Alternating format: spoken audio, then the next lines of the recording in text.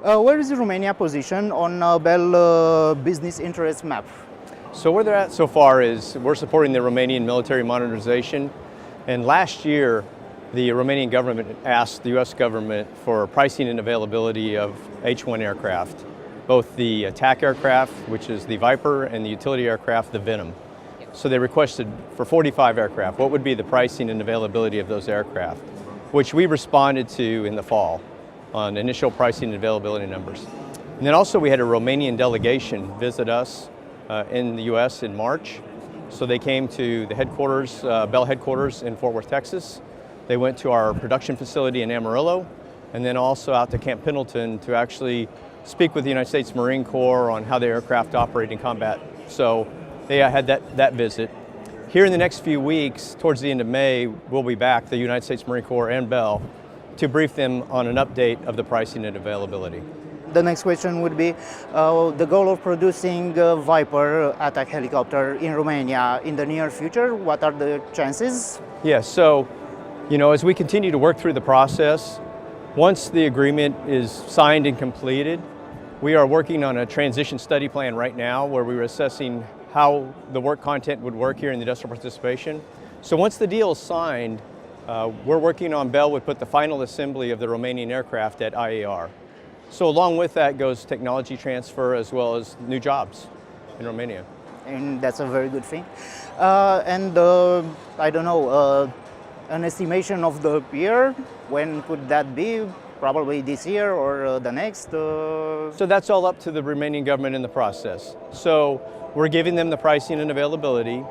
And then the next step in the process for foreign military sales for the U.S. government is for Romania to ask for an LOR for LOA, which means letter of request for a letter offer and acceptance. So that would be the next process. We would prepare the proposal with the U.S. government, and they would provide that.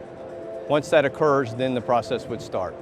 From your point of view, what it means for the company's business, the fact that Romania is allocating 2% of its GDP for defense, because it is a target of NATO. It is one of the few, Romania is one of the few NATO countries to allocate to fulfill this target.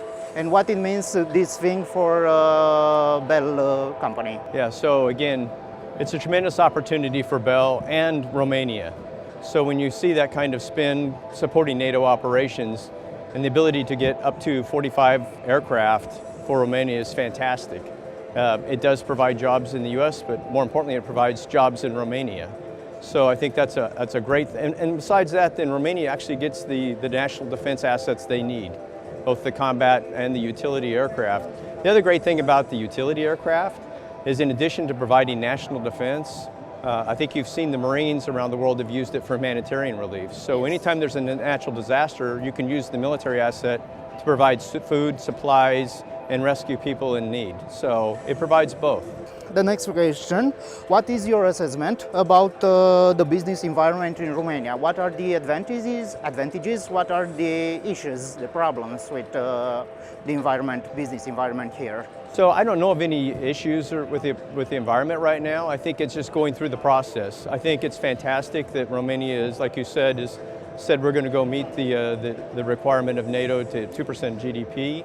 So they're going through the process of acquiring those assets, and they're following the process with the United States government on foreign military sales. So I don't know of any issues. I think it's just you got to follow the process, which we're doing. And the last question, do you see Romania as a stable country with a government, with a stable government and predictable government? So I really can't answer that. I mean, I think we're working with the Romanian government, and all of our indications and interactions have been outstanding. We're continuing to work through the process with them. And like I said, I think that the fact that they've committed to go do this and following the process, it's working out fine. So the process till now, so far, has been very smooth. Yeah, they're following the process like most countries do. They ask for pricing and acceptance of availability. We provide the response. Then they ask for a letter of offer of acceptance, and we provide a response. So I don't see it any different. I think it's been a good relationship, a strong relationship, and we're just going through the process with them.